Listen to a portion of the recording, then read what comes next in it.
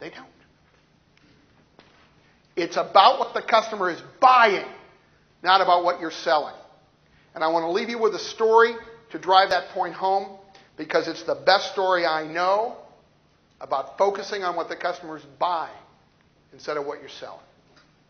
And it involves a hero of mine named Charles Luckman.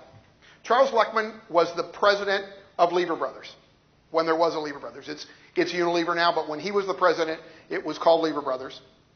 Big consumer products company.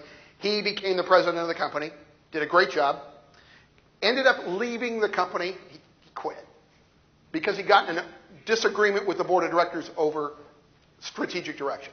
And I kind of like the part that he's had an idea in mind, the board wouldn't support it, so he left. So he was in his 40s at the time, and he wasn't ready to retire yet. You guys know how that works, you know, you're not ready to retire yet. Whatever age you are, not ready to retire yet, right?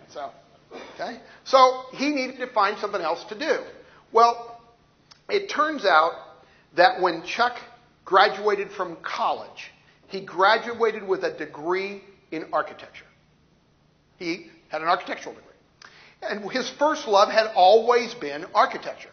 But he'd never actually worked as an architect. Apparently, upon graduation, he came to what we call a fork in the road, right? He had to make a choice. One of his choices was to eat. The other choice was to be an architect. So the eating part won out, and he ended up in industry, and he ended up with Lever Brothers, and he did a great job for them. However, now he's got plenty of money. So eating is not an issue. He can do what he wants. And what he wants is to become an architect. So he teams up with a guy named Pereira up in Los Angeles, and they open an architectural firm called Luckman-Pereira. Luckman-Pereira designed a number of things that people from California will recognize. They also did the Houston Manned Spacecraft Center. They did the Back Bay renovation in Boston, and a whole bunch of other very famous projects. They were a very, very well-known architectural firm in their day. And that's cool. I like that. But I like something else even more important about what he did as an architect. When Chuck became an architect, what he discovered was that architects were paid a percentage of the actual construction cost of the project. In other words, if you had a project that had a $50 million budget, and the architects designed it, and you put it out to bid, and the bid you accepted for construction was $55 million, 10% over budget. The first thing you had to do was pay the architect a 10% increase in their fee. In other words, the more your project went over budget, the more money the architect made. Well, Chuck looked at that and he said, that doesn't make any sense at all.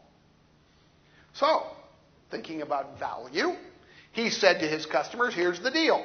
You bring us a project and you bring us a budget. If the project and the budget seem to go together, and it's something we are capable of adding expertise to do, we will design it for you.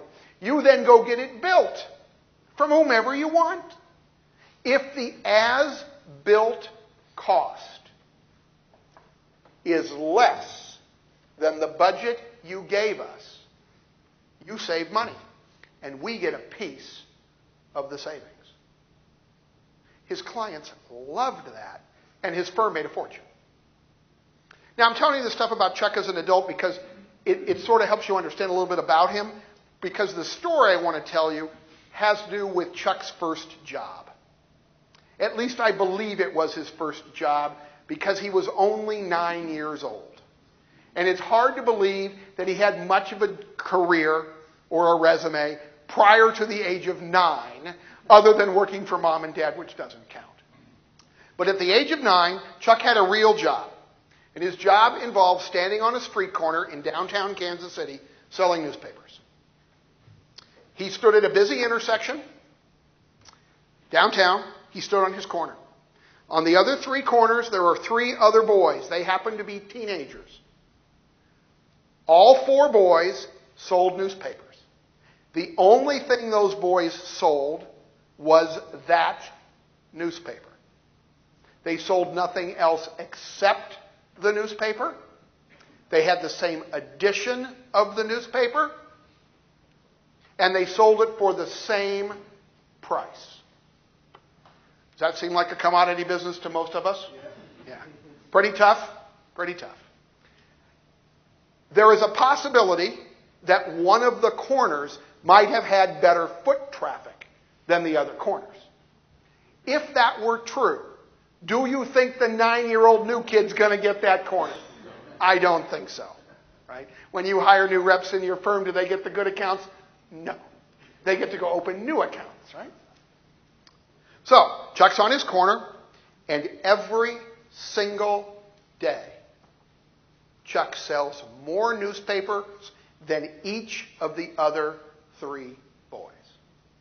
He outsells all the other 3 boys every single day. Same newspaper, same price, same edition, and he doesn't sell anything but the newspaper, and neither do the other boys. How does this happen? It's really very simple. You can observe it, because he did. People walk across the street, buy the newspaper from Chuck, turn around, and walk back to the other side of the street, bypassing one or more of the other 3 boys. No, they're not doing it with better promotion either, sorry. This is really happening. People are literally going out of their way to buy the newspaper from Chuck. It is the same newspaper. He is selling it for the same price, and it is the same edition of the newspaper, and he doesn't sell anything else but the newspaper. And this entire conversation so far has been about what is Chuck selling. He's selling the same thing everybody else is selling, but he's selling more because people will go out of their way to buy from him. Why are they doing that? We don't know. You don't, I do, I'm going to tell you. We wouldn't know if Chuck hadn't asked. Chuck asked one very important question one day that helped him understand what value he was adding. And once you know what value you're adding for your customers, you can keep adding that value for that customer by asking the right questions. Chuck observed that people were doing this weird behavior, and he decided he needed to ask customers what was going on. He's 9. They're adults. It's taken him a while to build up his courage. He builds up his courage. A woman walks across the street. She does this 3 or 4 times a week. She buys his newspaper. This time, Chuck looks up at her and he says, "Pardon me, but you cross the street each day to buy my paper. How come you do that?" And she looked down at him and she smiled. She said, "Because you always say thank you." You see, you have no idea what value you provide if you don't ask. You might think it's your expertise. You might think it's your sterling personality. You might think it's the great lines on your line card. It might be all of those things, or it might be something else. If you want to know what value you add, stop telling customers how great you are and ask them what matters to them. Thanks for listening.